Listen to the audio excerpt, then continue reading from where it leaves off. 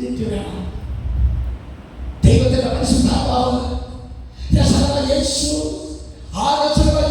പരിശുദ്ധാത്മാവ് നയിക്കുന്ന ആ ശക്തനായ നമ്മൾ നിന്റെ ഹൃദയത്തിലുണ്ടെങ്കിൽ മാത്രമേ നിന്ന് കൊടുക്കുവാൻ സാധിക്കുകയുള്ളൂ. നിന്ന് കൊടുക്കാൻ സാധിക്കുകയുള്ളൂ. അത് പരിശുദ്ധ കുർബാനയിലൂടെ കിട്ടും.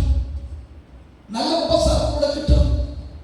നല്ല ഉപസാരത്തിന് എത്ര മക്കൾക്ക് കുമ്പസാരത്തിൽ വിശ്വാസമുണ്ട്? കുമ്പസാരിക്കാൻ പോകുന്ന നീ ഭാവിയാണ്. കുമ്പസാരം കഴിഞ്ഞ് വരുന്ന നീ വിശുദ്ധനാണ്. ആ വിശുദ്ധ ജീവിതം കാഴ്ചവെക്കുമ്പോൾ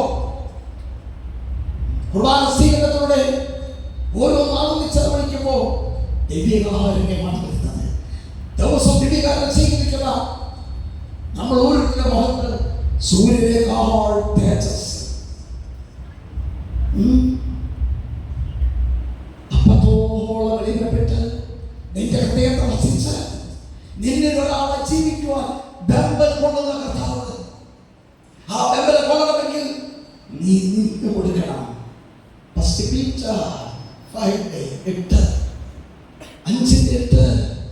നിന്റെ ശത്രുവായ പിശാച് അലറുന്ന സിംഹത്തെ പോലെ അലഞ്ഞു തിരിഞ്ഞ് ഒരു ഗർജിക്കുന്ന സിംഹത്തെ പോലെ. മക്കളെ, ഇവിടെ ഇരുന്ന് നീ ധ്യാനിച്ചപ്പോ നീ പലത് ചിന്തിച്ചിട്ടുണ്ട്. ഇനി ഇങ്ങനെ പോരാ, ഒരു പുതിയ ജീവിതം കാഴ്ചവെക്കണം. നടക്കാനാണ് പോലെ കേട്ടോ. വിഷമിപ്പിക്കുന്നതല്ല, വേദനിപ്പിക്കുന്നതല്ല. നിന്റെ വ്യക്തിപരമായ പ്രാർത്ഥന,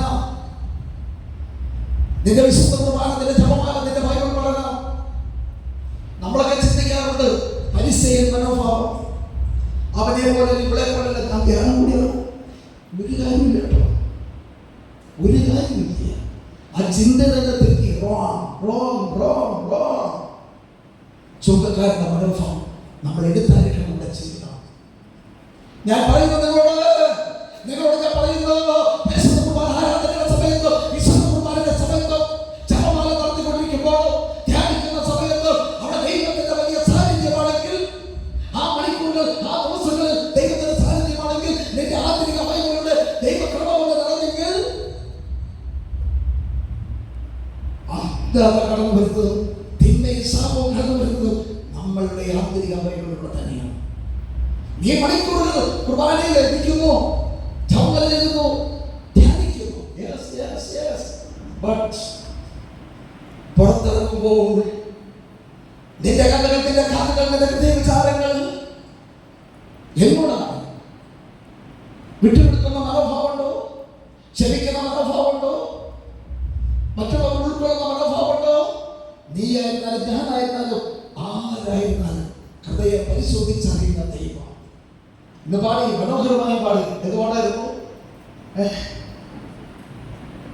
സങ്കീർത്തകൻ 15 കർത്താവേ അങ്ങയുടെ കൂടാരത്തിലായി വസിക്കും, അങ്ങയുടെ വിശുദ്ധഗിരിയിലായി വാസമുറപ്പിക്കും. ഹല്ലേലൂയ.